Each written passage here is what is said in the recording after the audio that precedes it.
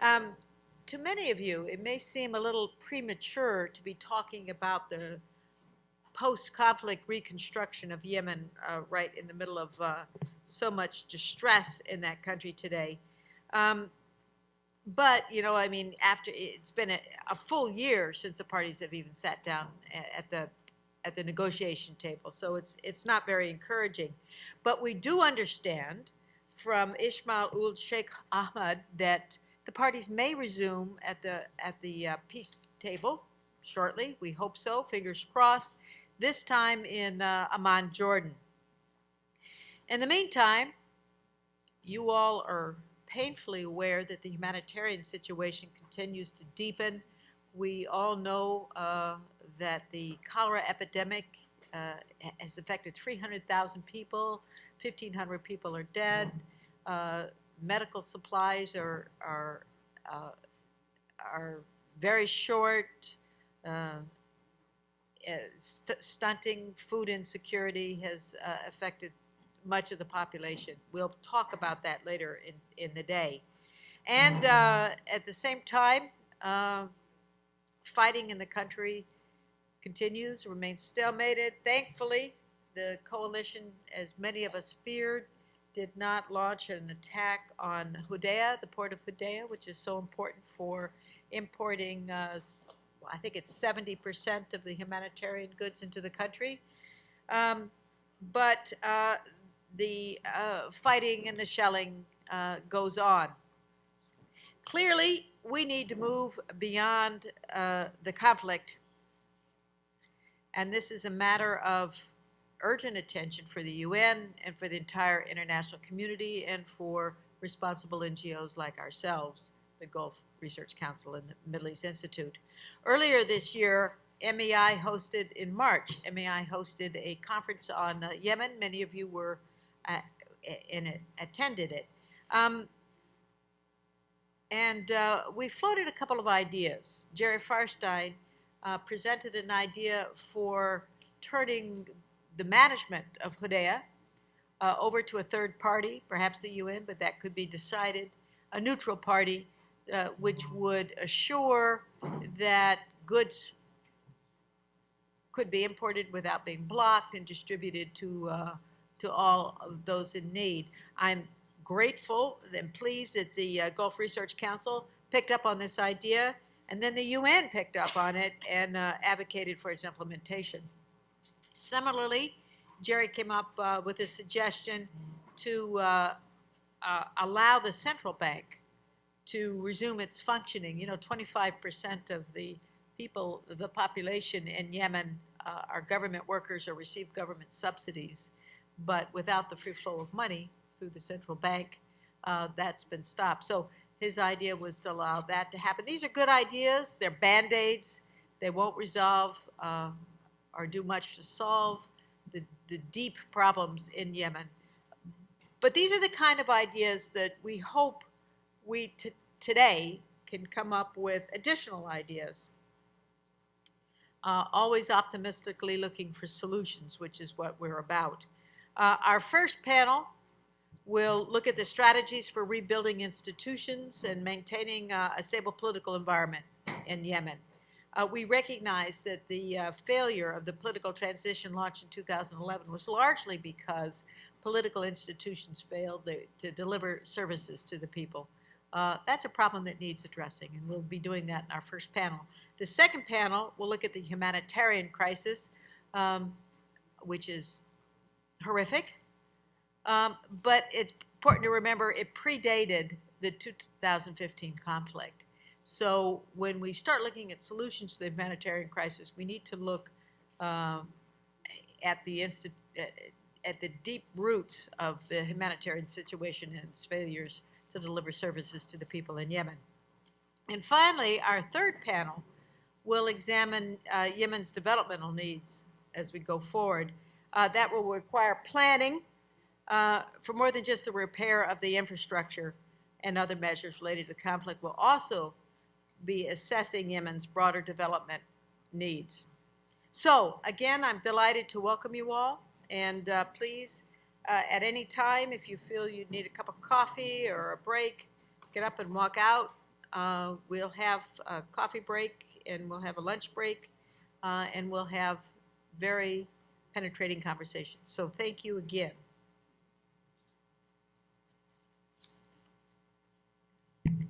Well, thank you very much, Ambassador Chamberlain. Let me also welcome everybody here this morning to what I'm really looking forward to be hopefully a very interesting debate, a lot of insights about many of the situations that are impacting Yemen and the wider regional neighborhood, and of course also international politics as well. Let me first of all say a very warm word of welcome also from Dr. Abdelaziz Sagar, the chairman of the Gulf Research Center, who unfortunately is not here today because of there's lots of things going on in the Gulf at the same time at the moment. So we all stretched a little bit in terms of where we can be at a given moment. But he definitely wants me to say hello to everybody here.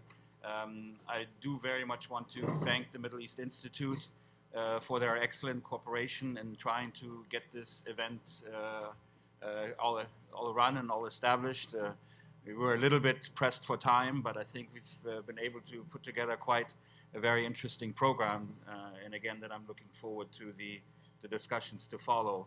And let me also say a very warm welcome to the ambassador of the Republic of Yemen here in Washington, Ambassador bin Mubarak, and we'll be looking forward to your words of introductions in just a minute. For the Gulf Research Center, Yemen has been a topic that we have concentrated on already for quite some time. We do hold an annual meeting in Cambridge in the UK. We call the Gulf Research Meeting annually, and the next one will actually be in 2 weeks. It'll be the 8th meeting that we will hold. The Gulf Research Meeting is structured where we have parallel running workshops on issues that are important to the Gulf region. And as part of that, we've had several of them on the issue of Yemen in the past. We've had a Yemen workshop in our 2013 and our 2014 and 2016 workshops, and some of these have turned into publications. We did one from the 2014 workshop on rebuilding Yemen and the political, social, and economic challenges. So we've dealt with it in that sense. Currently, we are trying to hold a number of discussions again on the Yemen situation. On the one hand, trying to provide a platform where we can also have some of the perspectives from the Kingdom of Saudi Arabia about the Yemen issue. And we did hold 2 workshops here in Washington in early May, one with the National Defense University and the Near East and South Asia Center, and one with the U.S. Council on U.S.-Arab Relations on that issue.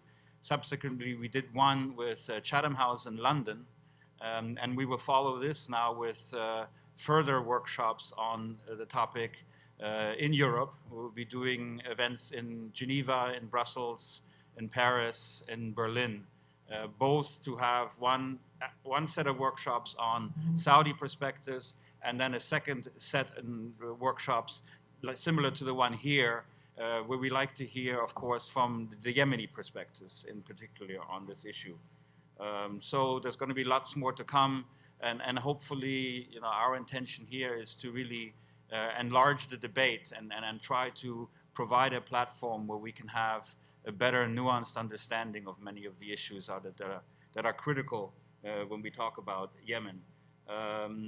One thing that will interest me in particular, hopefully coming out of the debate today a little bit, is also what can the international community, the external actors, where can they focus, and what should be their, what's recommendations, for example, to the United States, but also to an actor like the European Union that had been deeply involved and also in the transition process in 2011. I deal a lot with European issues. I know quite well the current EU ambassador to Yemen. Is a Spanish lady who was previously in Riyadh. She's now the head of delegation in Yemen, and they are trying to look for various ways in which the European Union can also assist in trying to bring about conflict, mediation, resolution, bringing parties together, looking at the humanitarian aspect, and of course, especially also in terms of the near and medium-term future, what does development aspects look like? A lot of European institutions have been intricately involved in many of the Yemeni aspects. So hopefully that can also be something that can crystallize a little bit out of the meetings today. So again, a very warm welcome to everybody. We're looking to have a very open and a frank discussions of many of the issues, and hopefully then at the end of the day be able to formulate a set of recommendations that then we can also take forward and continue to advance the discussion. Thank you, Christian. Ambassador Ben Mamard, would you like to make a few remarks? Thank you very much. Good morning. Assalamu alaikum wa rahmatullahi wa barakatuh. Once again, it's my pleasure to be here. And I take this opportunity to express my thanks and appreciation to the Middle East Institute and to the Gulf Research Center for organizing today's event. It has been over 2 years since the political process in Yemen after the 2011 revolution was halted by the coup of September 2014. The government has since spared no efforts to reach a peaceful settlement to the crisis.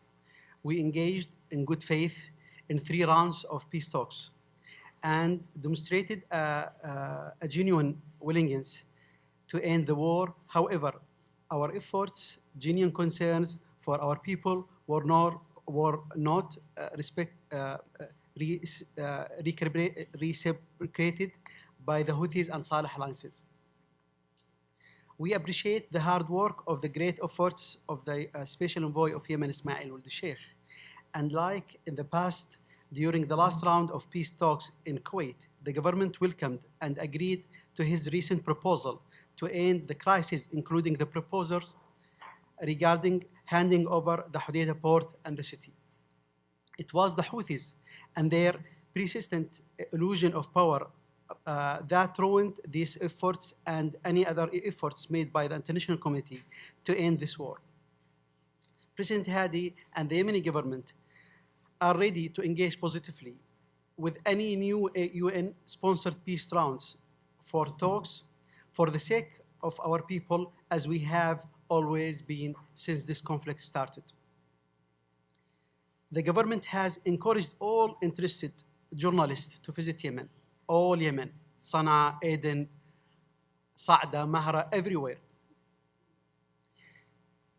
and report to the world on what they see there. All our embassies and consulates abroad are instructed to issue the required visa for all those interested to visit. We want the world to know what is happening in Yemen. It is the Houthis who have always refused to grant any neutral parties access, lest they expose their countless atrocities and human rights violations. They have been denied the UN panel of experts and the monitors of the Yemeni Independent Human Rights Committee of Inquiry, access to Sana'a and other areas under control of Houthis. Yemen people are suffering, and the humanitarian situation became more worse than before. Before the crisis, especially after the widespread of the cholera. Sadly, one of the leading World Bank experts labeled Yemeni 2014 to 2016 generation as a lost generation. It's a pity. We must end this war. Any future peaceful solution to the Yemeni crisis will have to be Yemeni solution based on the 3 agreed upon references, which is the Gulf initiatives and its mechanism, the national dialogue outcome, and the Security Council resolutions, especially Resolution 2216. There is no way around it. I'm looking forward to hear your recommendation, your deep discussion to the issues, either in the humanitarian aspects or security aspects or political aspect. always the Yemeni government will be positive. This war wasn't our decision; it was imposed on us. We did our best to avoid this war. I'm very happy to see the panelists here. I think whom they are expert on their topics. The Yemeni embassy also invites you to read its publications. We produced recently few publications about the political situation in Yemen, about the counter-terrorism activities or efforts of the Yemeni government. Thank you very much for inviting me, having me with you. Hope soon we will we'll be able to invite you again to Yemen and to visit Sana'a and Aden and all the the lovely places in Yemen. Thank you very much. Thank you very much, Ambassador. We really appreciate your remarks. Let's kick off the first panel. We're very pleased to have a senior Middle East Institute scholar, Alan Kiesweather, as our moderator, and I'll turn it over to him. Alan has his deep historical experience with Yemen, served there as Deputy Chief of Mission, yes, and has been a very active scholar at the Middle East Institute. Thank you, Alan. Thank you. Well, good morning. Yemen changes people, and it certainly changed me when I served there for 3 years, and that was 30 years ago. I love the place, and it has great potential.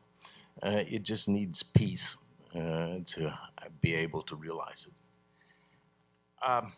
I was really struck by the statement of Jamie McGoldrick, who is the UN aid overseer, and when he announced the end of the cholera vaccination program last week in Yemen, because he said there are 313,000 cases of cholera, 1,700 deaths, and he said cholera is today's crisis, famine is tomorrow's crisis. All this is entirely man-made. This is the result of conflict. And you can take hope for that, believe it or not, because things that are man-made can be changed. And what we have learned, I believe, is there are political prerequisites for doing something about the humanitarian crisis and for doing something about development. And the purpose of our panel is, in fact, to talk about these political prerequisites. We're going to focus this morning on 4 questions. The first is, what are realistic outcomes for initiating a political process among the parties in Yemen? The second one, what are lessons learned from past efforts at institution building, and on what basis can such a process take? Third, what are the key components to be considered when it comes to putting together a stable political coalition? And finally, what role can external actors play in support of a political resolution to the crisis? We have 4 excellent panelists this morning, and we're going to go in the order listed in the agenda, and starting with Nadwa Al-Dasari. And Nadwa is a non-resident scholar at POMED, the Project on Middle East Development, author of 2 recent reports that deal with why negotiations fail and might succeed, and brings some 16 years of experience in the field in Yemen researching these matters. Secondly, I think we'll go to Ali Al-Salahi. And Ali is a former Yemeni Foreign Service officer. He served in Washington in 2009 as a consul general and resigned, joined the Youth Revolution, and is now back as an analyst and scholar. And let's see, I'm sorry, you moved right here. I couldn't find you. My great apologies. Thank you. Abdul Qadir Al-Ghaneid, And Abdul Qadir is a doctor, a physician. He is from Taiz. He's a political activist, and he has very poignantly described his 300 days while being detained by the Houthis as being packed in a sardine can with tiles. But anyway, we look forward to your comments. And finally, Charles Schmitz, a scholar also here at the Middle East Institute, a well-known scholar on Yemeni issues, who has just completed a new edition of the Historical Dictionary on Yemen, and is a professor of geography. So with this, I would like to begin with you, Nadwa. And by the way, 10 minutes, and I'm keeping time. Okay, all right, okay. I better move fast then. Good morning. And thank you for the Gulf Research Center and the Middle East Institute for having me here today. I like the title of this meeting, and I think it's exactly what we need to talk about now, and it's not premature. I think this discussion is long overdue. The problems that we have in Yemen today could have been avoided if certain interventions took place a year ago. And I'm not talking humanitarian, and I'm not talking the peace process. I'm talking governance interventions. I think before talking about the way forward, I think we need to be realistic in our expectations in terms of what's going to happen, and we need to adapt our interventions to the new reality on the ground in Yemen. But before that, we need to also revisit the past. We need to look at the past and see what kind of flaws we had in our interventions, or the international community had in its interventions in Yemen. And I'm going to break this down into 3 stages. Before 2011, the international community supported the Saleh government for decades, but that aid didn't help Yemen much. I mean, it helped provide some capacity building, and I am a living proof of that support. I got good education because of the support of the U.S. government and the British government, but then the intervention was not effective in terms of addressing the structural problems of Yemen. The support for Saleh regime only helped him become more of a dictator, especially the military support. In Yemen, development and economic problems continued to worsen, leading to the 2011 uprising against his regime. After 2011, when Saleh was pushed out of power, at least in theory, the international community supported the GCC initiative, which is a deeply flawed transition process that, in my opinion, paved the way for the current civil war. And the third stage is since September 2014 with the UN-backed peace negotiations, which has been going on for 3 years now and have completely failed for obvious reasons, which I will be talking about now. So what went wrong? Why did the intervention of the international community didn't help Yemen? In my opinion, and how can we break the cycle of failure and move forward in a more effective way? I think when it comes to the international community's intervention in Yemen, there is one fatal mistake, one fatal flaw, is that the intervention has been pretty much Sana'a-centric. It's been focused on the central government. It's been focused on the political elite. So the assumption is that Yemen was unstable because it has a weak central government. And the assumption was that if we strengthen the capacity of the central government, its ability to deliver to the population will improve. The assumption also since September 2014, the assumption was that if we support peace negotiations among the elite, bring them to, put them in nice hotels, in beautiful towns, they'll somehow soften up and embrace peace, which didn't happen, and it will not happen. So we were doing governance the wrong way the entire time. The central government in Yemen has always been corrupt and ineffective. Most aid money, especially military aid, went to Saleh and his family and his patronage network. Eventually, that aid was used to weaken the government and capture state institutions and make sure that these institutions are there to serve Saleh and the elite.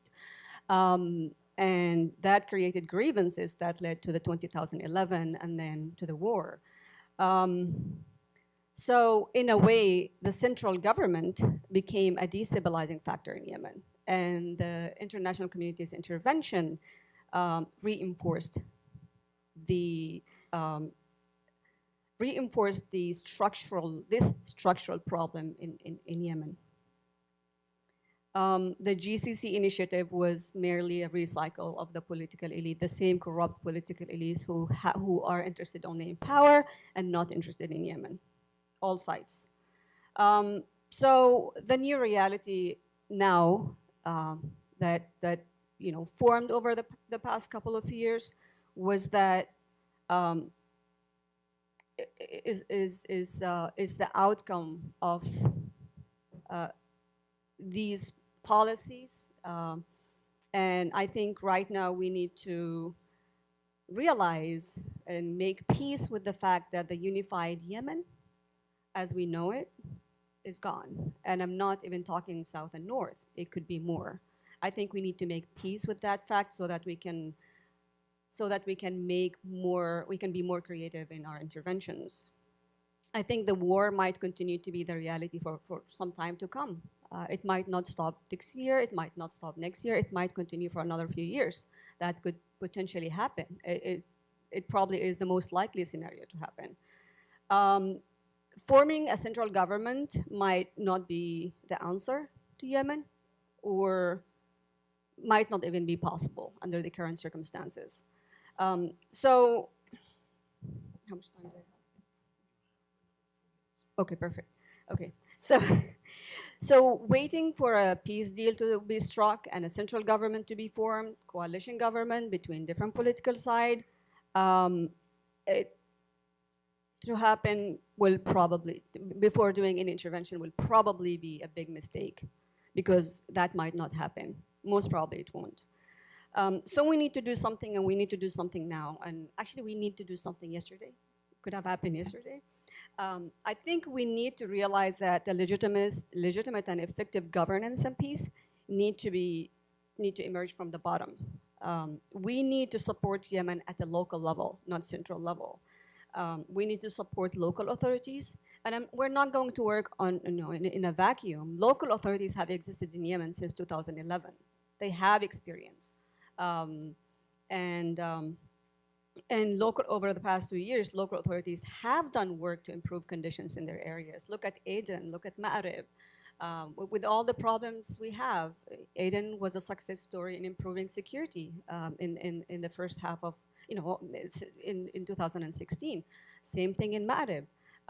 You have also one of the, which I call one of the positive things about the war, is the emerging civil society at the local level, emerging youth initiatives, community initiatives that help mitigate conflicts at the local level.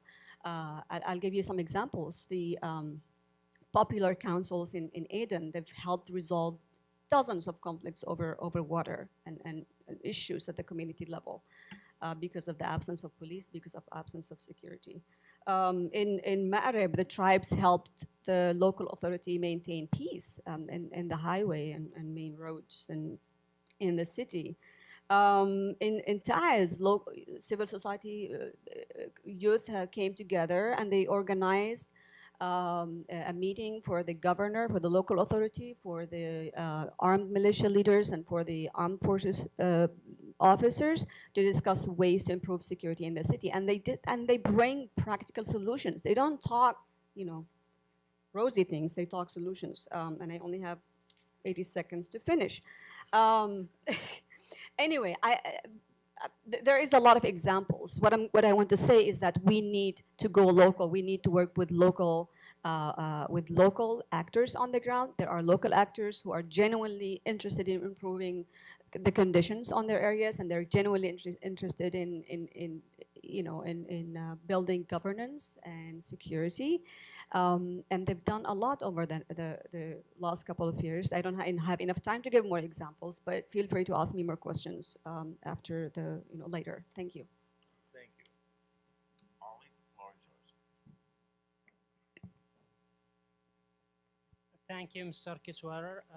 It's a pleasure to be here. And let me begin by overviewing you about what we have before in Yemen on terms of political institutions and in terms of the margin of democracy we had. We used to have beautiful constitutions, what was the unification constitution, but back in 1990, that constitution allowed a multi-party political system, allowed freedom of press, elections, parliament. We used to have real opposition parties. We used to have margin of freedom of press in Yemen, and we used to have elections. They weren't fair and free, but it was kind of a democratic process. And Saleh has tried too many times to change that constitutions, and he succeeded to change it to get that constitution fit to his personal ambitious political goals. But when the youth revolution came, it surprised him, and he wasn't expecting it. So Saleh stepped down, and Yemen was a success story after the Arab Springs. Even former President Obama said Yemen is a success story in terms of we didn't engage in a civil war immediately like Syria and Libya, because we had a foundation for political dialogue. We had political parties. We have kind of freedom of press. So we were able to engage in national dialogue based on the GCC initiative. It was beautiful dialogue, and most of the Yemeni political spectrum participated in that dialogue, and they signed the outcomes of that dialogue, and we even drafted a beautiful and modern constitution. What happened is the mistake that I think was made when they accepted a militia to be part of that dialogue without forming a political party. So, and the other mistake was when the GCC initiative gave Saleh an immunity from justice and allowed him to get back to politics to shape the political future of Yemen. Those two mistakes have a huge impact on what happened later. So when Saleh and Houthis orchestrated the coup, they undermined that process. They ended the political consensus that was looked at a foundation of a future political system in Yemen. So what happened after the coup is a history. We all know that the civil war that we are still it's still going on. The main problem now, from my perspective, is this: the country now has fallen, especially Sana'a and its surrounding areas. They have fallen under an ISIS-like rule. So the Houthis, they are not a political party, and they have never been. They believe in a jihadi ideology, and their followers, they call them, or their fighters, they call them mujahideen. They are like ISIS in too many ways. They don't believe in political parties. They don't believe in democracy. Democracy is not their best game. They take what they want by force. And they don't feel any responsibility when it comes to war distractions. In Yemen, wars is not new. We have been into so many wars. But when the balance of power is not right, so one party try to save the rest, to save the infrastructures. So we reached to a deal. With the Houthis, they are like ISIS. They don't know how to compromise. So either their agenda and their political will or destruction. So this is the main issue now, and the problem is that international community and most importantly the U.S., they have been fooled by the Houthis too many times. So Houthis cannot be a political party and cannot be a responsible partner on making peace on Yemen. They are like ISIS, as I said, and they preach hate and sectarianism in the country, and they are spreading violence, and they are changing, they are brainwashing the youth minds. Now, when they enter Sana'a, they have maybe 5,000 followers. Now they have hundreds of thousands of followers, and they are even changing our curriculums. So it is a dangerous situation. If those guys kept power for the maybe 3 or 4 more years, we will be having like a mini Iran without election. The Iranians have election, but they don't believe in election. So what's the best now? The question is how to deal with those groups, how to deal with Houthis. I think war is their best game. They benefited from war. They during war, they can mobilize supporters easily. They got funds easily. They oppressed opposition harshly. Nobody can say no. So wars is their best game. If we leave them alone, they will fail, because I believe, and I would assure you that people in Sana'a and in Houthi-controlled areas are not happy under militia rule.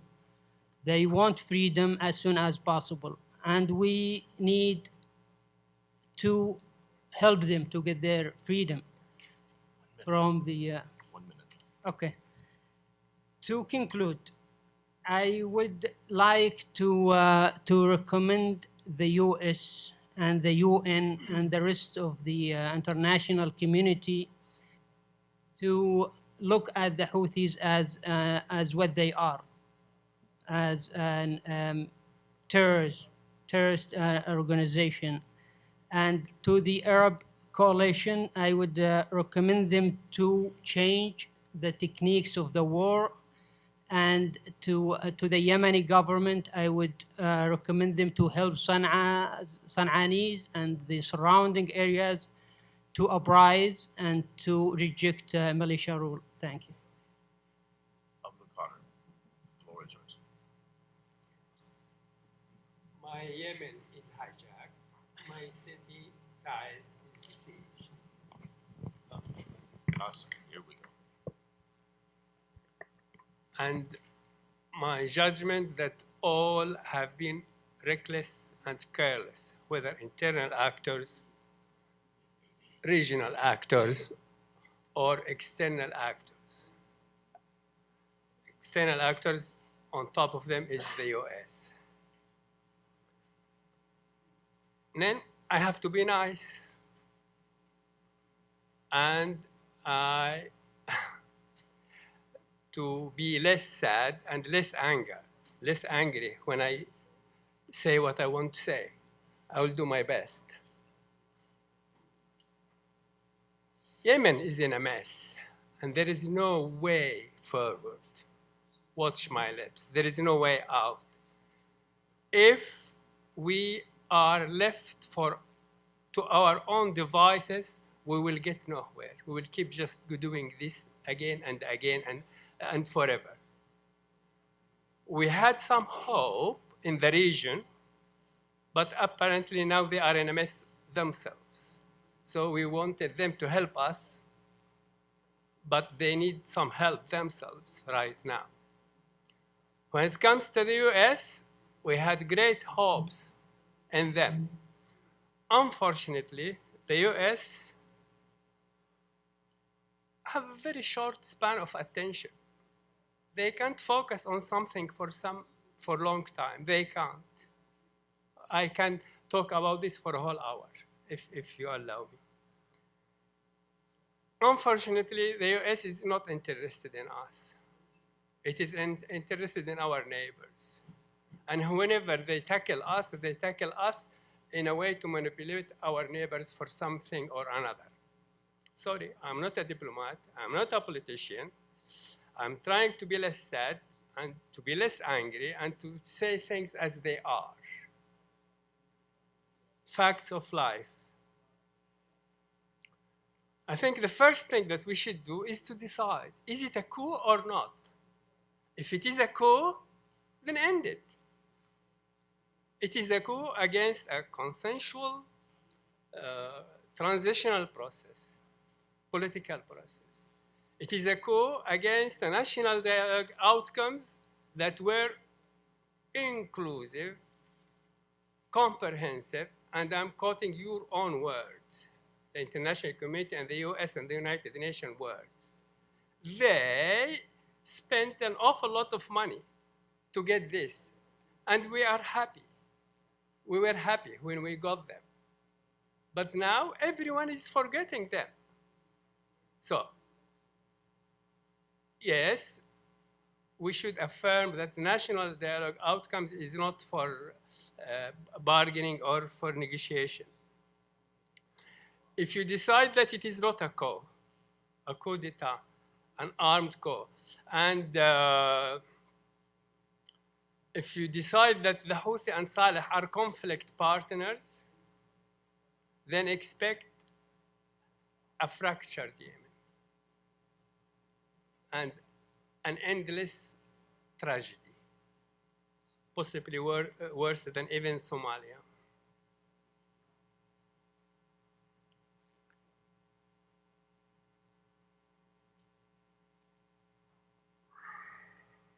The US also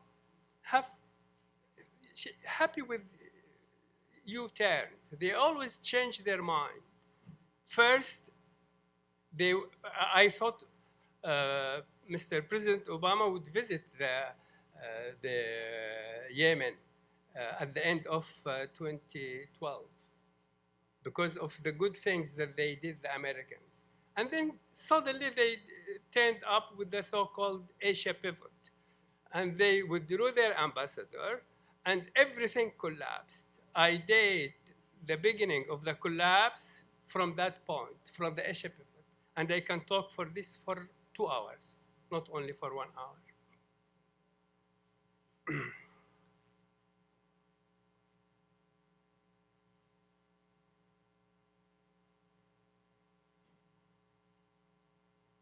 I'll go straight now to the recommendations.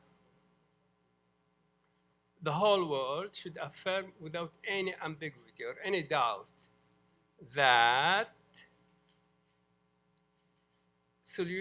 political solution will be only on the base of the three references. We wouldn't accept anything else. Anything else. And also I can talk why for 3 hours about this. I can explain why. The legitimate presidency, we like it or not, so whether this is what we have got. It should be enabled to operate from Aden. It should be propped up. It has so many maladies. I do admit. I mean, nepotism, corruption, huge size, anything. I wouldn't deny that. Everyone knows it. There is no point in denying them. But we can tell them off, and they can stop it, and we can go forward.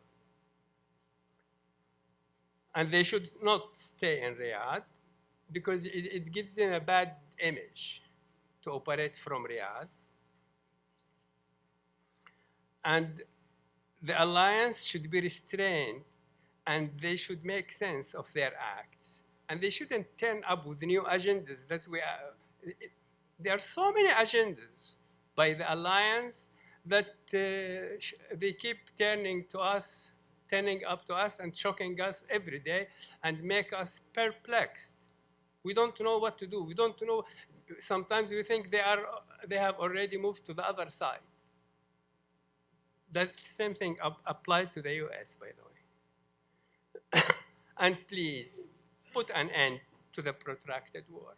This switch on, switch off fronts, this is like slaughtering an ox with a wooden knife.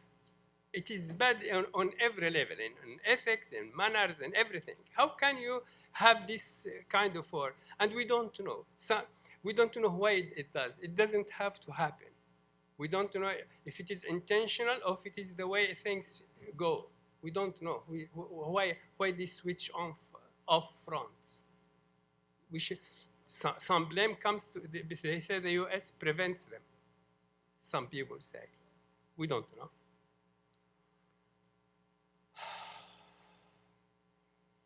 Certainly, cities shouldn't be besieged. What is happening to Taiz now is exactly the same like what happened to Sarajevo in the 90s. But they were shelled, they were besieged, and snipers kept killing people in the fish market and many things. And the whole world was numb as well. But they had Christian Amanpour. It kept irritating people at dinner time, every night, and then Clinton decided to end it. So we need a Christian Amanpour, and we need a Clinton. I mean, how the world watch everything happening to Taiz? It is the same.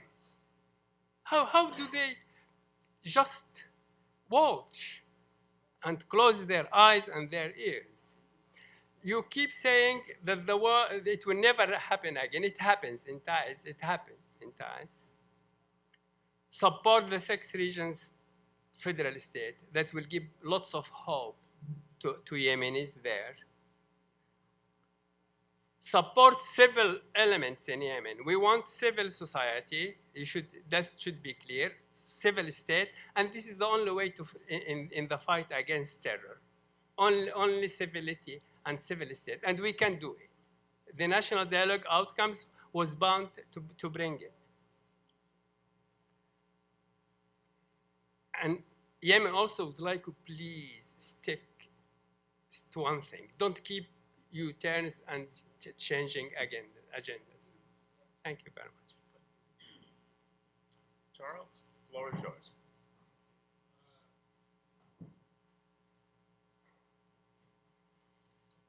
Thank you.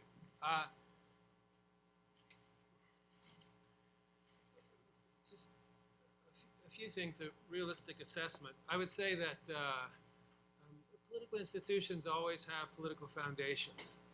And one of the problems of the national dialogue is it lacked those political foundations. It didn't have strong political foundations.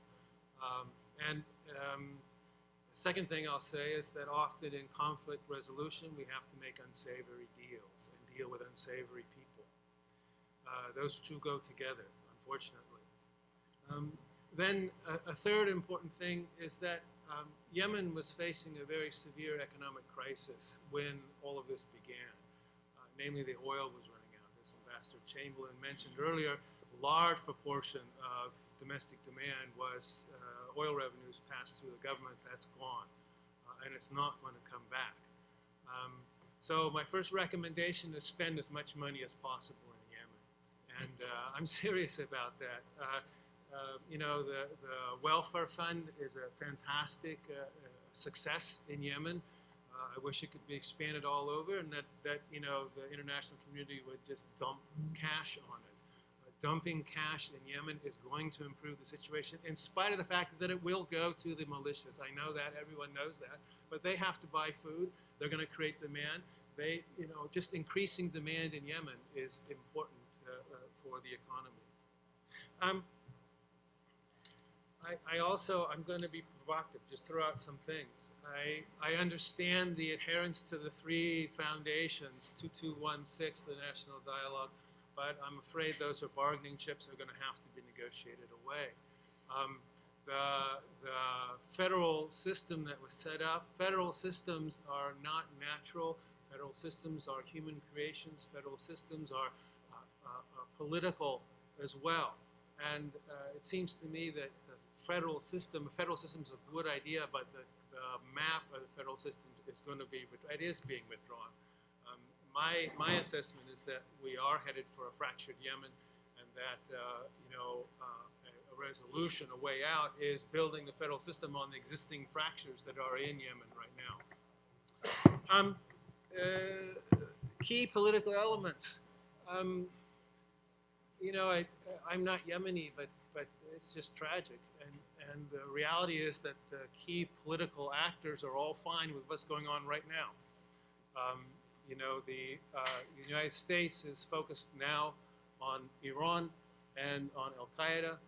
Those are the principal objectives. And in Yemen, it's mostly Al-Qaeda that we see the United States focusing on. The Saudis, I'm not a Saudi watcher, but from what's going on in Yemen, they're happy keeping the Houthi busy.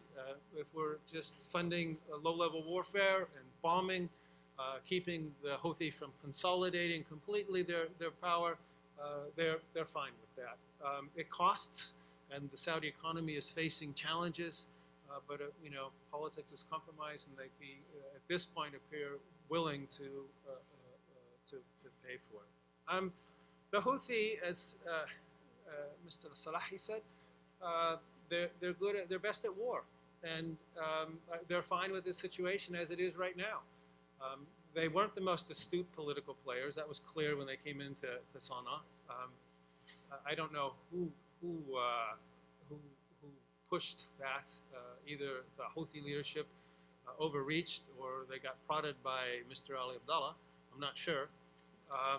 But they seem to be quite good now. They're more entrenched now than they were 2 years ago when the war started. They seem to have gotten funds. I've seen them, though Yemen has got very little funds. I mean, they've built in a system where they run the black market. They built in a system where they're taking over the real estate of Sana'a. They've built in a system now where they're taxing agriculture, and they're getting enough funds to keep things going in spite of the blockade, in spite of everything else. They seem to, on a wartime footing, they seem to be quite good, and maybe they know this. That's why they pushed it. Politically, they're not good, so you know, I'm not. And Salak, of course, this is the last card. And a question I have that I would be very interested in knowing is what people's assessment of the balance of power between the Houthi and Ali Abdallah Salak is. My assessment is that the Houthi have the upper hand on this one. But for Salak, this is do or die. They you know, if the coalition wins, Salak is finished, and so he's going to put all his resources into continuing this war as well. Local authorities, you know, all of Yemen is local authorities at the moment, and I would agree that working. This is what the Emirates are doing. They're just building, security forces based on local regions in Yemen. They seem to be fairly successful, although now our Gulf problems have interfered with that a little bit. But I would just advise that there's no moral priority to local authorities. They are just as imbibed in politics as the guys on the top. And so at the local level, you have lots of political struggles going on as well. I was sort of surprised by the assessment of Aden. My assessment of Aden is still, very unstable, and particularly politically unstable. Yes, work through local authorities, but not be naive. The local authorities themselves are involved in wider political struggles across, Taiz, Aden. I guess Marib is fairly stable in that sense. They don't get so much of the problem. I'm also, there was April Ali, who works for the International Crisis Group, did a nice piece for the International Crisis Group in which she visited Sana'a. And I was surprised by a few things. And one of the things I was surprised by was the perception she found among people that they were better off than Aden. And I think that's important. I don't quite know how they make that calculation, but that's the perception anyway. And as long as that's the perception, then the Houthi and Saleh have a fair amount of what do we call it? I wouldn't call it support, but not opposition. That's the key thing. People are acquiescing. What is it? The lesser of many evils, and somehow they believe that they're better off in Sana'a. I would say that my estimation is that we're at war for quite some time. The Yemeni civil war of the 60s went on for quite some time at a low level. That the international actors, their political interests are not harmed by what's going on. Yemenis are not flooding Europe. If they were, maybe we might see some other action, but the Yemenis are not. The situation is horrific, but realistically, no powerful actors care. And so I see Yemen, unfortunately, continuing in warfare. I see Yemen fracturing, and my suggestion would be to look hard at the fact that there's an economic collapse, that we should spend money at it, that we have to deal with unsavory actors, that Yemen is going to be fractured, and that the new institutions have to be somehow built on the existing reality. To simply wish away reality by some, pie in the sky set of political institutions is not going to work. That's a little what the national dialogue was about. So I suggest this time around we're building off of existing political realities on the ground. You have 1 minute. Oh, I think I said my piece. You'll surrender your remaining time. All right. Thank you very much. You get the angel similarity contest this morning. Thank you. It's been an interesting discussion. And, excuse me, sorry. It has been a very interesting discussion, but it occurs to me that we've talked largely about two issues. What are the lessons learned from the past at institution building, and on what basis can a process take place? And we have talked about also what role can external actors play to some extent. But I think Charles here at the end hit on at least what's my question: what can the Yemenis do? And how can we help the Yemenis do it? And this, to me, is the first question.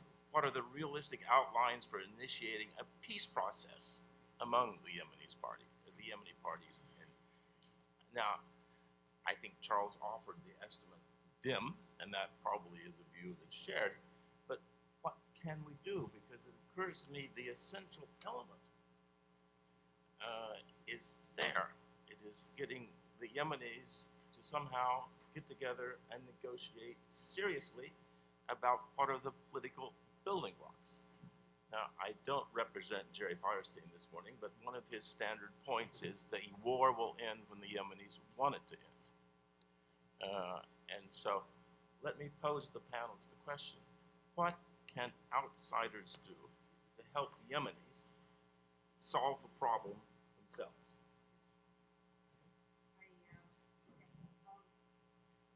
So I agree with Ambassador Firestein. Peace can only happen when Yemenis decide they want peace. And peace can only happen when Yemenis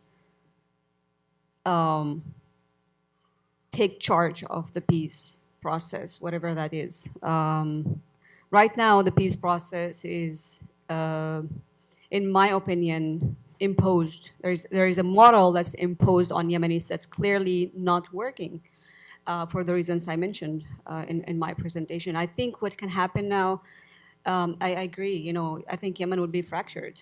We have all the ingredients, and I don't see an end of sight for the current peace talks.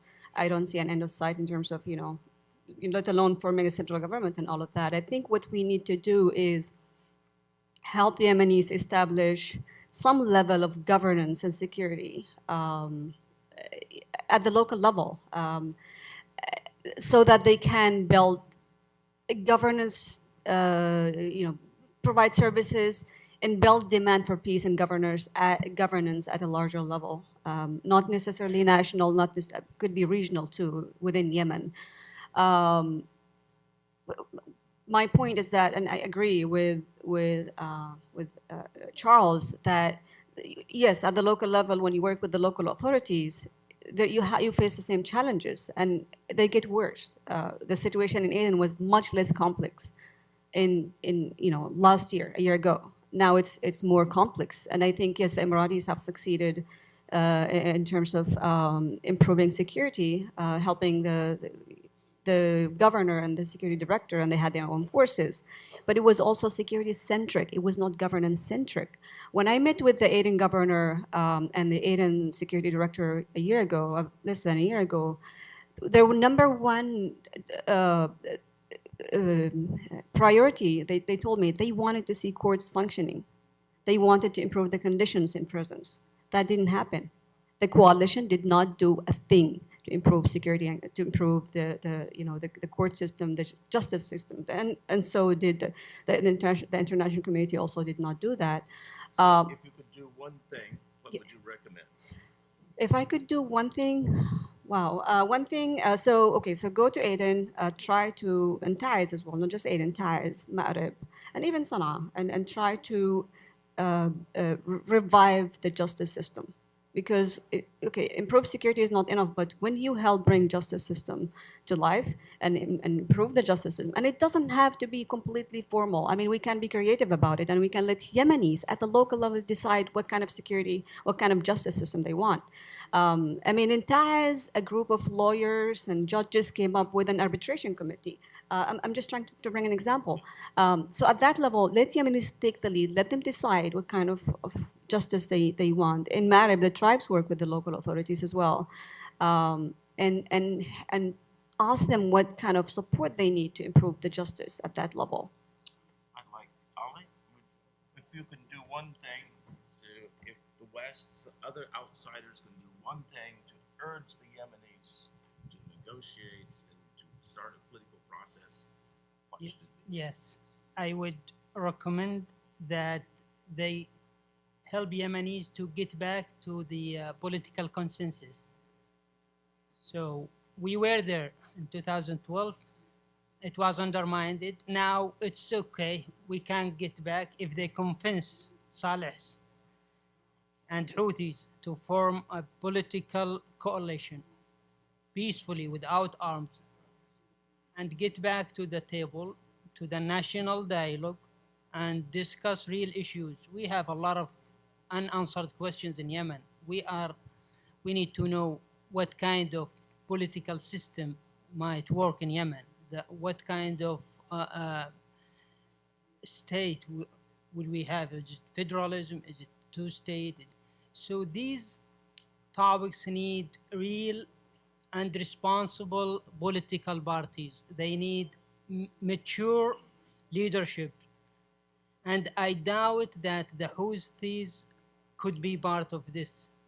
If the international communities and the US could help the Houthis to form a political party to hand over the military weapons and to withdraw from the capital and the main cities, we would be able to launch a negotiation within a week. We have ready political parties, we have responsible uh, actors on the ground, and they can make real change. Let me turn to Abdul Qadir. What one thing would you Houthi recommend? and Saleh are two faces of the same coin. They will never ever accept a peaceful solution. They go to negotiation table only to play and to take advantage and to grab more gains, like opening an airport, like whatever it is, and they will never ever accept a solution. And they love such suggestions. They keep dragging, and they love switch on, switch off fronts. So the only way that they should, and they love this ambiguity and the U-turns and the changing signals from the international community and the region. They love it, and it demoralizes us equally at the same time, by the way. So the only way is to let them feel the pain. Start with Taz. Taz is a good case. Why don't you release her from her agonies? You can't do that. I'm not defending on it. Also common sense. Let them feel that the path that they are going to is not going to do them any good. Charles, do you have a one-liner as to what we can do from these lists of 9 or 10? I need 2 lines. My first line is always spend cash, send cash.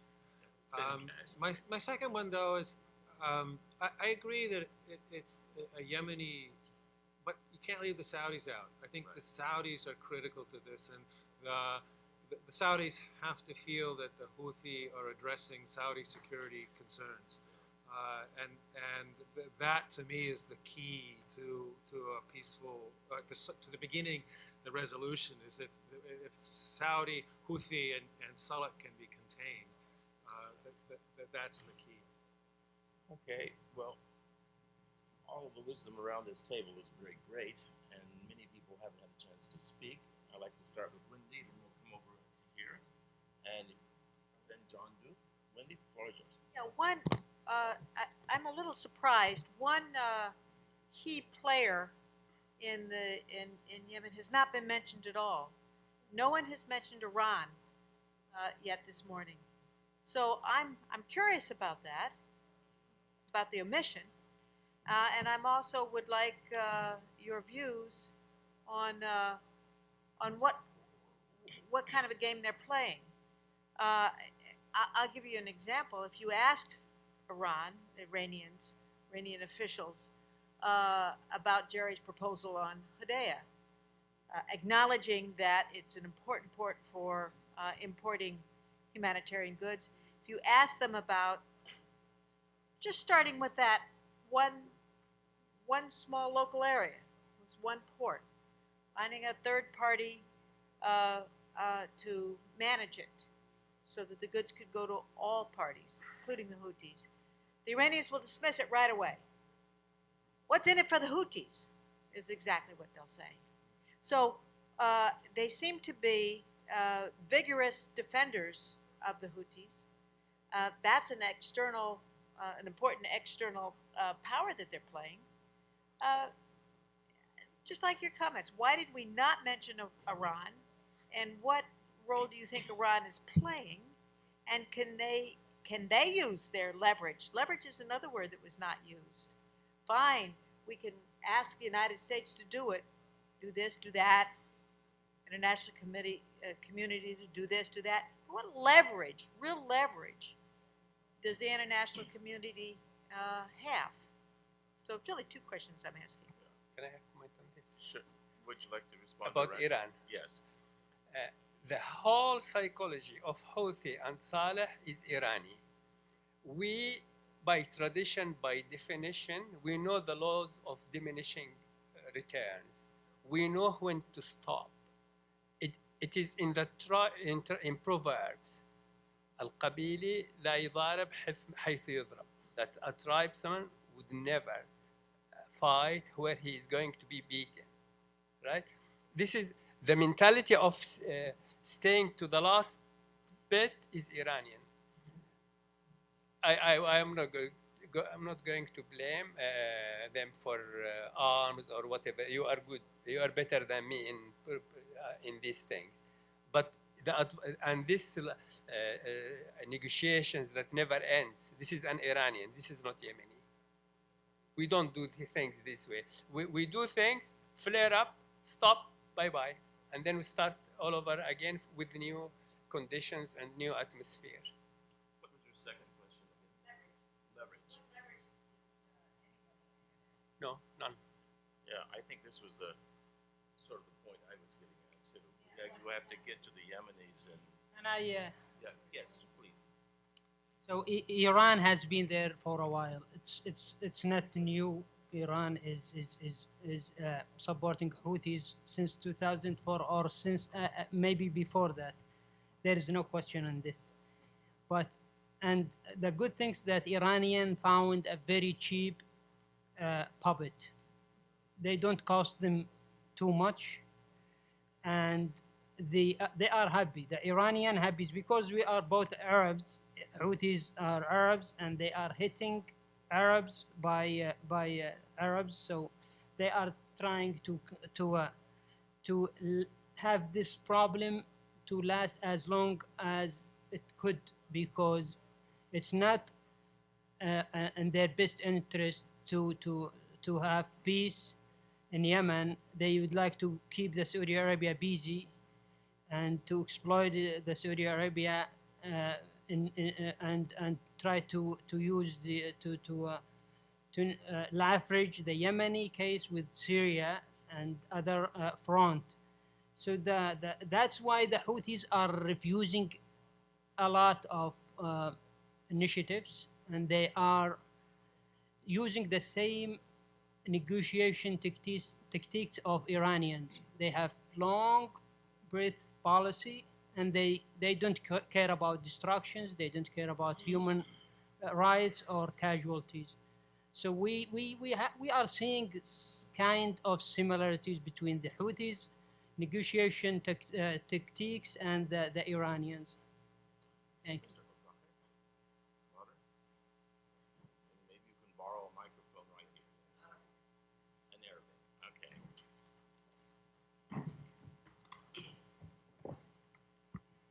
السلام عليكم ورحمة الله وبركاته. سعيدين بتواجدنا معكم ومع نخب من المراكز الثقافية ومراكز الدراسات الثقافية والسياسية وسعادة السفير اليمني المتواجد هنا. نحن من أبناء الجنوب ومن أبناء المقاومة الجنوبية الذي نحن جزء من الحلول اليمنية، ولا حلول للقضية اليمنية إلا باستعادة الدولتين.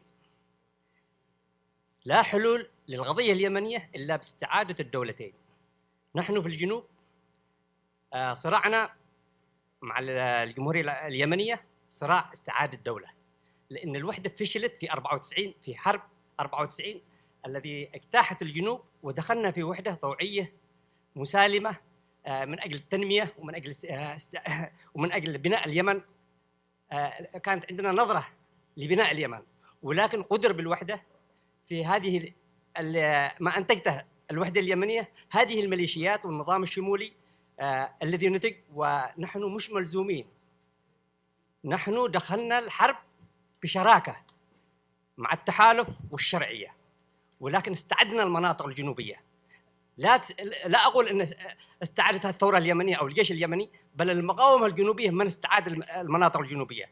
والآن المناطق الجنوبية محررة بيد المقاومة الجنوبية وليست بيد أحد. فنحن على الأرض، ومن أراد أن يتفاوض معنا من المجتمع الدولي أو مراكز الدراسات السياسية أو الشرعية، نحن حلفاء مع الشرعية ومع التحالف، ونكون كل الامتنان والشكر للأخوان في التحالف وعلى رأسهم المملكة العربية السعودية والإمارات العربية الذي ساعدونا في تحرير الجنوب. نحن لسنا ملزومين في تحرير المناطق الشمالية، هذا شأنهم، ولكن لا نستطيع أن تستمر هذه الحرب من أجل عودة الشرعية أو عودة علي محسن. الى صنعاء. نحن مرحبين بالاخ الرئيس يعود الى الجنوب بكونه جنوبي، ارحب بالاخ السفير بحكم انه جنوبي يعود الى الجنوب. لكن ان نفرض على الشعب اليمني او نفرض مخرجات حوار او مخرجات، بل نفرض ما يريده الشعب في الجنوب وما يريده الشعب في الشمال.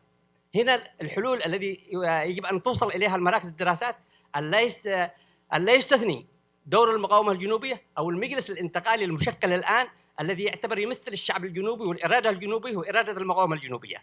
لا ممثل لنا الا المجلس الانتقالي في الجنوب. فعلى المجتمع الدولي والمراكز الدراسيه السياسيه في العالم ان تتفاوض مع المجلس الانتقالي او الحراك الجنوبي او المقاومه الجنوبيه الذي هم موجودين على الارض، من قادات الويه، من قادات معسكرات، من قادات محاور، من محافظين.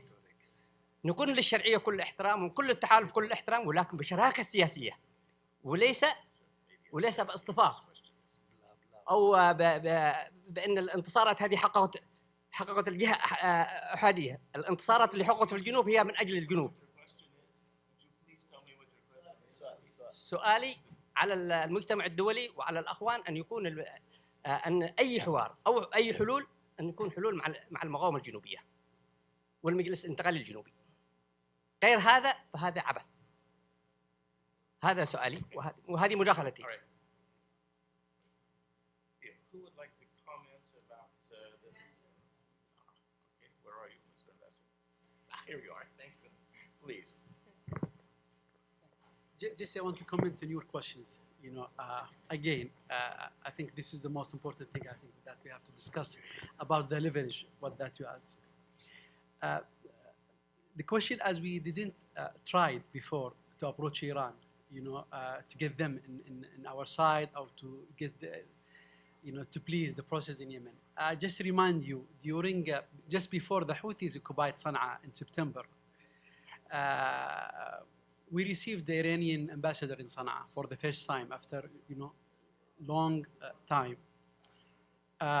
Through the Omanis, we conducted a kind of communication with the Iranian, and we asked their help. That was in early 2014. All the times what we heard from the Iranian, they claimed that they don't have anything to do in Yemen. They don't have any influence in the Houthis at all. And all the time what we heard from them, we or our brothers or that they are supporting the political process in Yemen, and they want to see the Yemeni process, the inclusive process, including everyone, including the Houthis. But when the Houthis start to, in their attempt to attack Sana'a, then the Iranian again, presence in the scene, and they ask us if we want them to play a role, we have to release their prisoner at Sana'a. To release their prisoner, because we caught some Hezbollah elements, some elements in the revolutionary guard. And we did. Again, they didn't do anything. So even during the talks, the special envoy, Jamal bin Amr, or even Ismail with the Sheikh, the region, they tried also again to approach the Iranian. They asked for their help, but all the times there is two kinds of hidden, the politician, the government, they said we don't have any influence. And we know that they are receiving a lot of support funds from the revolutionary guard. So all the times you have two faces, two players within the Iranian regime. So I think, yes, Iranian are, one of the main players on what's going on in Yemen, but I think they have their own agenda. They are using Yemen for as a card in their negotiation, at the region, and with the United States, with the Saudis, with So again, I think we believe that Iranians shouldn't have any role in Yemen. We don't have any ties, they don't have any heritage in Yemen. So why we have to accept that Yemen should be, land of power between, it's seeing the conflict in Yemen as between Sunni and Shia, and you have someone who's representing the Sunni and Iran is representing the Shia. I think we refused to accept this theory. Mr. Ambassador, do you have any comments on the Mr. Zahir's question about the South? Well, I think the South issues was one of the main issues addressed during the national dialogue, and most of the Yemenis, including part of the Harak, they attended the national dialogue. Again, I think now, after all what happened, especially when the Houthis moved to the south, and after all what they did in Aden and the southern governorates, I accept that few things need to be revised. Something need to be discussed. But I think now our conflict, our battle is with the coup.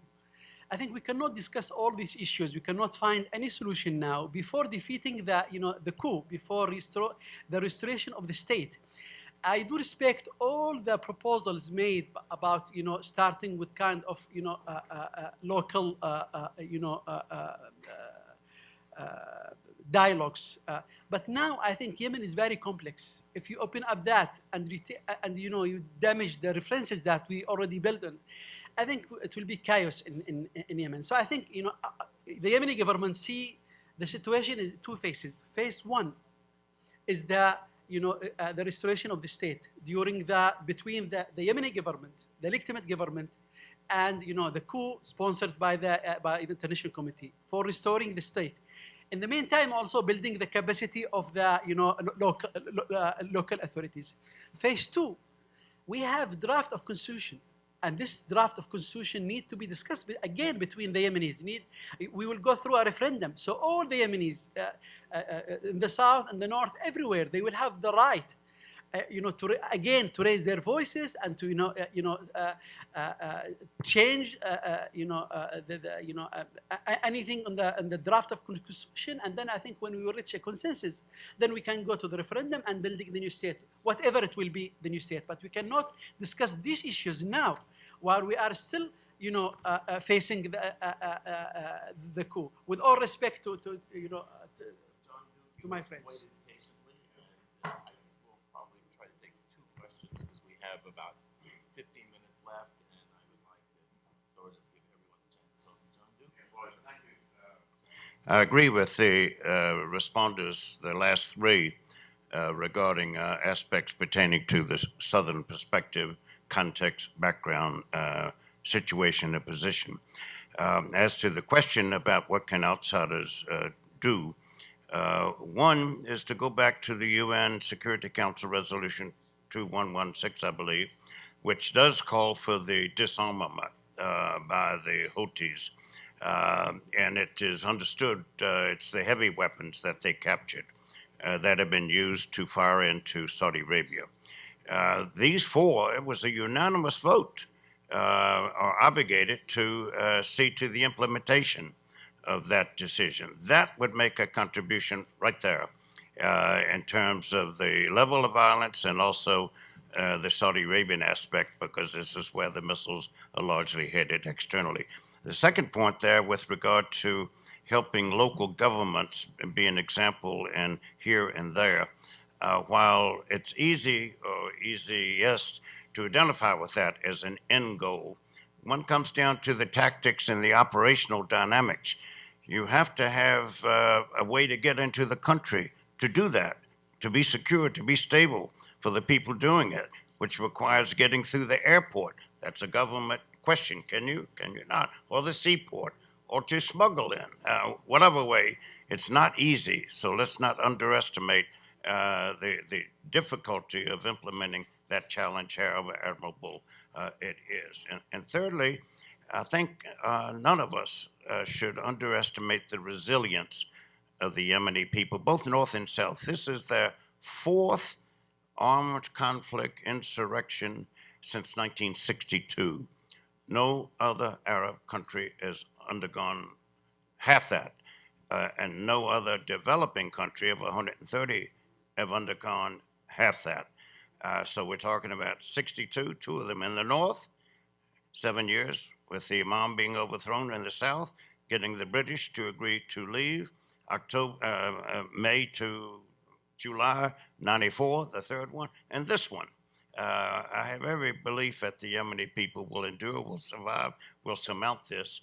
And you see this reflected, Alan, in the outsiders' confidence by the billions they have pledged. If only the Yemenis can get their act together on this. These are just 4 points based on having gone there now since 69, 25 times, and been an election observer for all of their elections until Mr. now. Saleh, would you like to comment? And then we'll take you and David over here next. Okay. Mr. Saleh, thank you. I will speak Arabic. أنا اسمي أحمد الصالح. Talk in Arabic. My name is Ahmed Saleh. I'm a political researcher. It is very beautiful, in fact, to hold these workshops with regard to the Yemeni case. But what we are hearing here is that someone like have a sick or have a pain in his eyes and he tries to be treated with a medicine for rheumatism. The diagnosis is one thing and what is needed is totally different. The problem of Yemen is complex.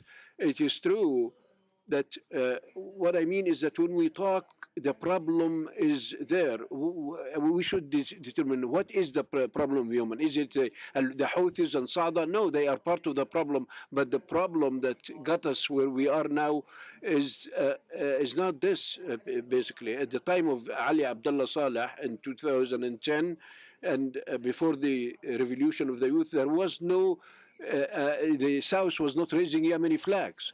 So the problem is two countries that were unified and we have a problem.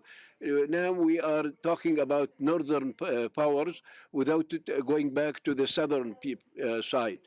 Now, if we go back to the national dialogue conference, why did the national dialogue that were done? It's not because of Saleh, it's because of the South, the federalism and the building of the southern regions. This matter requires a real study in order to be able to find solutions. It is not logical to talk about the results and we do not deal with the reasons for the problems. The political parties, including the United States, also do not realize that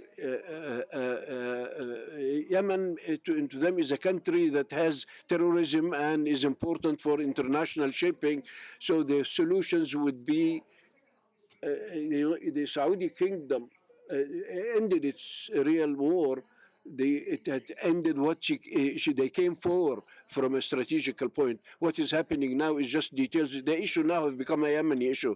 My final question is, we must look for the roots of our problem and so that we can establish solutions for it. The people of the South were never really consulted in the national dialogue or things that happened for the war in Geneva or in Kuwait. And they have isolated the South completely, governors and military leaders, and they were replaced by those who were supporting Ali Abdullah Saleh. So my question is, first, Nadia says that she is from the north and visited the south before and after. Are there any real presence to what is called unity or a federal state or acceptance of the national dialogue? The second question, Your Excellency, Mr. President and Mr. Ambassador, and he's my dear friend, is it logical that the legitimate government under Abdullah Mansour is respected in they respect the southern people? After all this war, the people left the south and Aden, and they are now being excluded. And now this logic, Your Excellency, to isolate these people who are a real is this logic, a good logic to create this division? This is my question. Would you like a short comment? And then Mr. Ambassador, a short comment so the others can speak, please. Yes, I visited Aden last October, and I only saw Southern flags. I met with Southern officials, local officials. One thing that grabbed my attention in the South was that in the past, you know, before 2011, before the war, long before the war, when I used to go to Aden, I could feel that there was a look in people's face that, to me, it was a look of being oppressed. I don't see that look anymore. With all the problems I see in the South now, I see, of course, I see a sense of ownership. You know, we're in charge, but I also, you know, I also, there's a sense of ownership. The Southerners are in control of their areas now. But there are divisions in the South that I think can only be addressed if Southerners are genuinely engaged in the peace process or in any discussion about the future of Yemen or any discussion about the future of the South. Mr. Ambassador, if you could keep it short, Thank you very please. much. I will respond to him in Arabic. Okay. We entered through the dialogue conference when we believe that the main issue is the southern. All the dialogue focused there. I personally, I was the Secretary General for the National Dialogue. Before that, I was the Secretary for the Preparatory Committee. One of the main lessons that we benefited from the problem was not anything but the southern. When we tried to solve the southern issue, we found the foundation, the basic for it. So when the voluntary union in 1994, as we heard, was the mentality of ownership in Yemen. And Jamal Omar in Saada, before he entered Saada, he said, as Jamal said, asked him, do you believe that it is possible for the Yemenis in Al Hudaydah or in Taiz to accept that they be centrally ruled from Sana'a? The leader of the Houthi said, the north is in our hand. We ruled it and we will rule it again. He was asked him about the south. He said the answer was, I will fight there until the last man.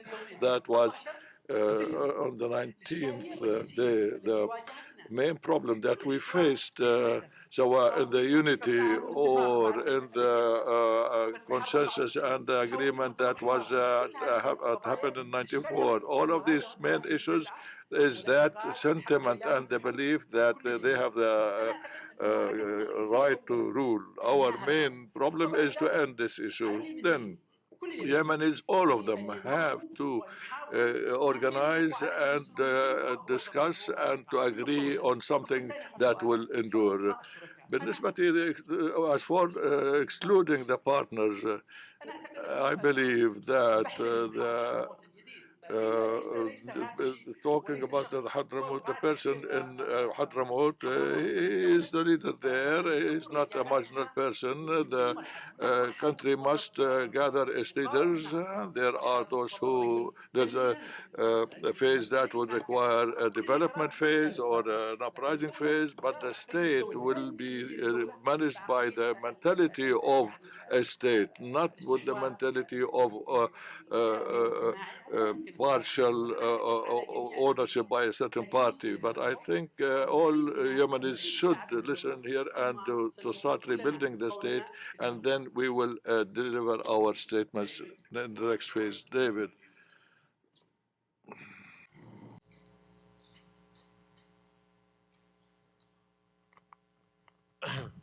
Dave Ottaway from the Woodrow Wilson Center. One of the problems in dealing with Yemen is to know what's going on. Yes. Today. And what I've been reading in the last month or two is that both governments at the top are fragmenting and turning against each other, the partners that make them up. Ali Saleh, for the past month or 6 weeks, has been searching for a way out of Yemen to save his ass and survive, but he wants out because the Houthis are moving in on his territory. I'm wondering whether we're going to see an internal civil war between the Houthi supporters and Ali Saleh's people. Similarly, the so-called legal government is in terrible shape, and there's all kinds of intrigue going on to try to get rid of Hadi and to impose somebody else, and there's even talk about Ali Saleh's son becoming the head of the legal government, and if not him, then what's his name, Baha. But to have some kind of changes within the legal government. But my feeling is that both governments are on the verge of turmoil, internal turmoil, so we don't even know with whom we are dealing. Could the panelists tell us with whom we are dealing? Okay, the question. Let me take your question. Could you keep it short, please? Zaid Nagy, representing the Yemeni American community, who probably have the most at stake here. Not only that part of us or still in Yemen, and the situation in Yemen means a lot to us. We also, it's very important for us that the US government get it right, especially with so many parties at the table trying to advance whatever is gonna advance their interest. My question is this: every single thing we attend and every credible materials for in our parts come up with two things, or almost everybody agrees that Al-Houthi and Saleh is the real cause of the problem, or if not, it's the bigger cause of the problem. The other thing that everybody is agreed about is that the solution comes through the Yemen government. That's what everybody agrees upon. But in reality, what we see is there is a disconnect here. What we see is that the pressure on Houthi and Saleh from all sides is not in comparison to what we hear from everybody who knows the situation in Yemen. We also see the efforts of the Yemeni government undermined. We see it being told what to do. We also see it in many places undermined. My question is, what's behind the contradiction and the disconnect? Okay. Comments on the two questions? Yes. To Mr. Ottawa question, if you would like to understand Yemen, I would like to refer you to 4 political projects are competing locally in Yemen right now, and 4 foreign powers are meddling in Yemen. The 4 local actors is Saleh and his thirst to maintain power and to get his son replace him. And the second power is the Houthis and their political ambitions to establish a theocracy government in Yemen. So to be like mini Iran without election. And the third is the Southern Iraqi movement.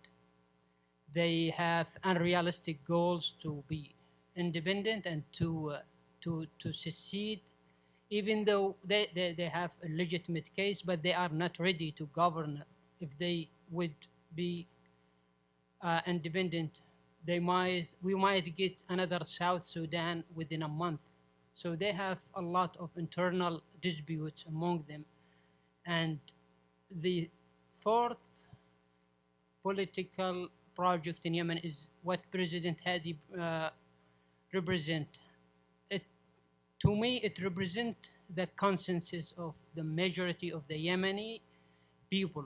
We are looking for a new political system, either federalism or any type. We need to negotiate this with mature political parties.